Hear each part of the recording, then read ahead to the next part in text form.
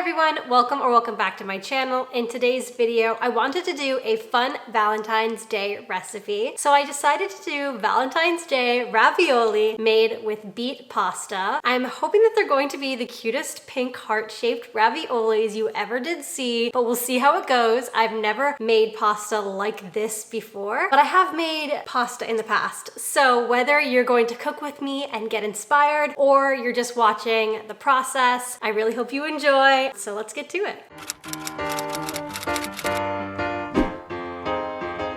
So when I first had this idea, I looked on the internet for heart-shaped ravioli cutters or even cookie cutters. I was trying to figure out what would be best. So I ended up buying this set from Amazon. Some of the reviews were a little iffy. It was quite an inexpensive purchase, but I'm hoping they'll work out. So this is what it looks like. And I'm hoping that it does a good job of crimping the edges, but this is what I'm going to use to make the heart-shaped raviolis. I'll leave a link in the description with the one I bought. If they work out, if you want to buy them, they'll make some really cute, fun shapes. So I Googled quite a bit to find a homemade beet pasta recipe. It's from piesandtacos.com, and it's actually a tortellini recipe. So I'm gonna just use it as inspiration instead. I've made ravioli in the past, but I'm going to kind of follow this for the filling and, of course, the pasta. So let's assemble the ingredients and start making pasta. I think I'm gonna double the recipe, but just to start off with, it calls for 3 cups of all-purpose flour, 1 medium beet that you actually cook. I'm gonna use canned beets instead. I'm gonna rinse them out and make sure that they're fairly dry enough to go in there. So they're already cooked and we have them in the pantry, so super easy to do. I'll need 1 teaspoon of olive oil, 1 teaspoon of sea salt, and 3 large eggs and 1 egg yolk. So all of that times 2.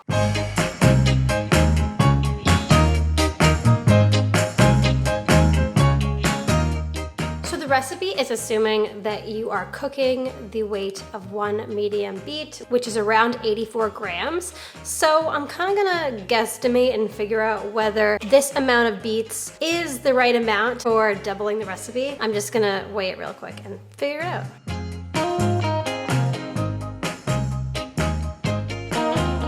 So we ended up with 234 grams, so plenty of beets to double the recipe and make it super vibrant and pink. I'm not sure how dry they need to be, but I'm just doing a little bit of drying before I blend them.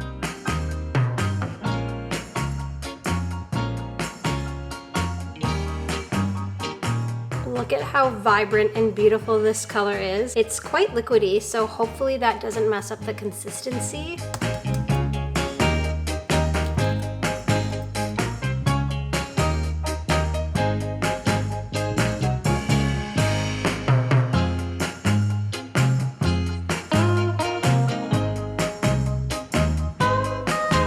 Using a bit of the vibrant color, but still it's quite pink.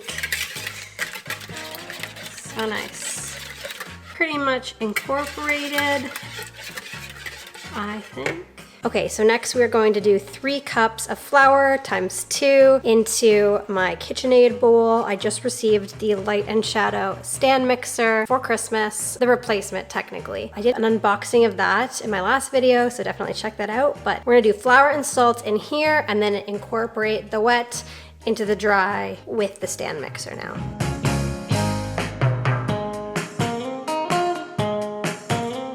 Now, if you want to make it the traditional way, usually people put the flour on the counter, make a well, and stick the egg mixture in the well and kind of combine it in and fold it in with their hands. Usually I just go straight in the bowl and I use the beating attachment first until it's mostly combined. And then I use the dough hook to actually knead the dough together. So that's what I'm gonna do here.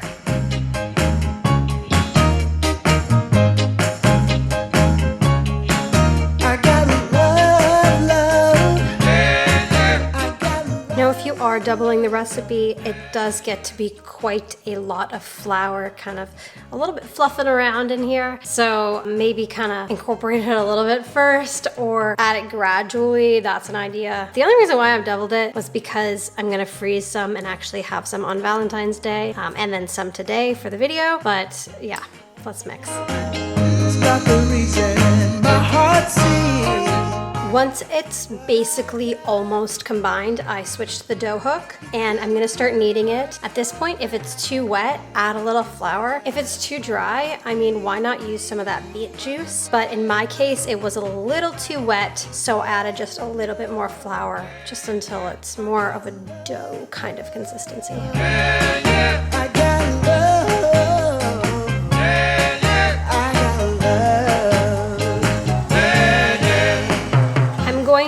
Allow the KitchenAid to do the kneading for around 3 minutes. I mean, recipes that I've seen in the past are like 8 to 10 minutes by hand, and I know this does it in half the time, so I'm sticking to around 3 minutes.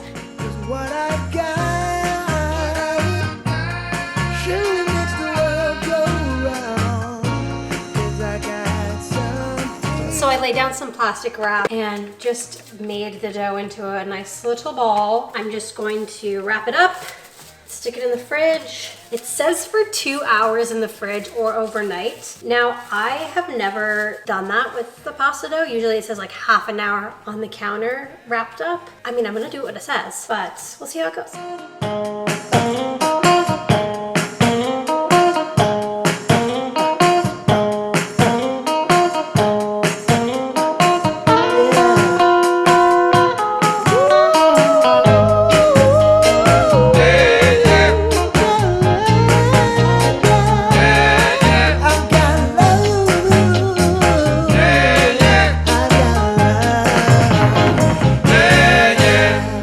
Okay, I did the filling up into adding the goat cheese in. It just requires butter, a little garlic, and mushrooms. It says thinly chopped, but I ended up processing it with the food processor just a little bit because I felt like they were just gonna be too chunky in the ravioli hearts. So, I don't know, just my, my 2 cents. And so, waiting for the mushrooms to cool, and then I'll add the goat cheese in. But now the fun part is the pasta making. So I've added the KitchenAid pasta attachment, just the pasta roller one. And I'm going to grab the dough from the fridge. It is done chilling. Set up this counter with enough flour to keep everything nice and floured. And we're gonna start rolling out the pasta.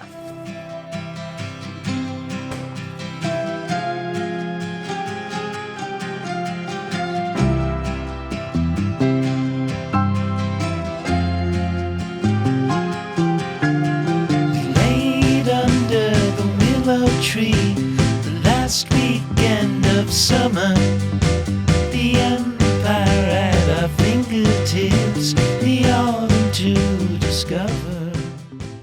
So I cut the dough in more or less equal slices so that they're going to be manageable when I like roll it out. One of these is right here. I covered it in flour so that it doesn't get stuck in the roller. I might even sprinkle some flour on top, but I'm going to roll it through here. I'm going to do 3 times on 1, 3 times on 2, 3 times on 3, and then once on 4 and once on 5 so that it's all nice and rolled out and even. If I hit a snag, if it's like kind of ripping, I will just knead some more flour into it and just redo it until I get it right. As your lover, you could take my hands and cover your eyes and tell me there's no other. Would you be my Valentine? Would you be my Valentine? Pray to find the right one.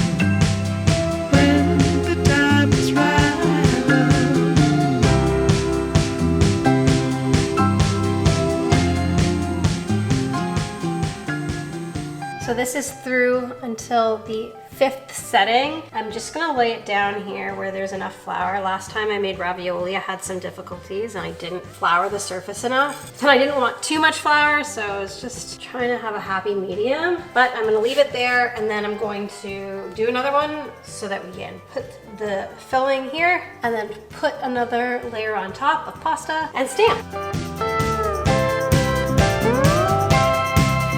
Would you be my Valentine? Would you be my Valentine?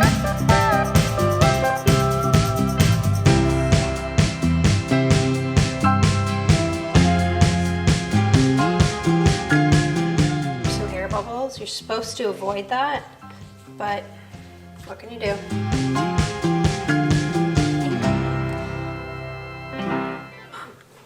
Oh, did I do it enough? Basically. But it's super floury, like too much maybe. I was just afraid that it would stick. So cute.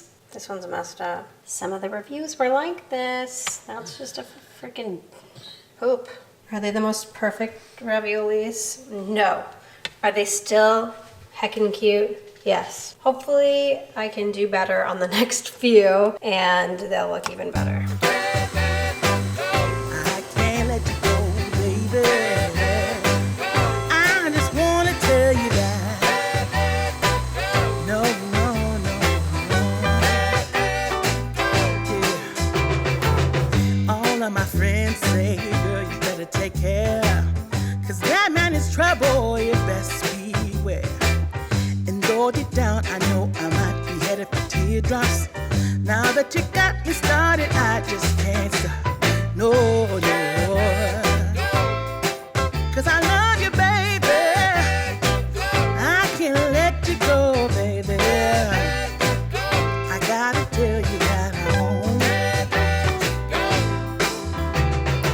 We finished all the mushroom stuff and there is so much more dough left. So I'm going to probably put it in the fridge and make spaghetti or fettuccine or something. I just can't quit you now 'cause I love you. Yes, I do. I can't let you go, baby. I can't let you go, baby. 'Cause I love you, I love you, I love you. No, no, no, no. I'm kind of doing my own sauce with butter, a little bit of olive oil, garlic salt, and ground sage. So I really am not measuring anything, but there's a recipe there if you want to. 'Cause I love you, baby. No, no, no, no.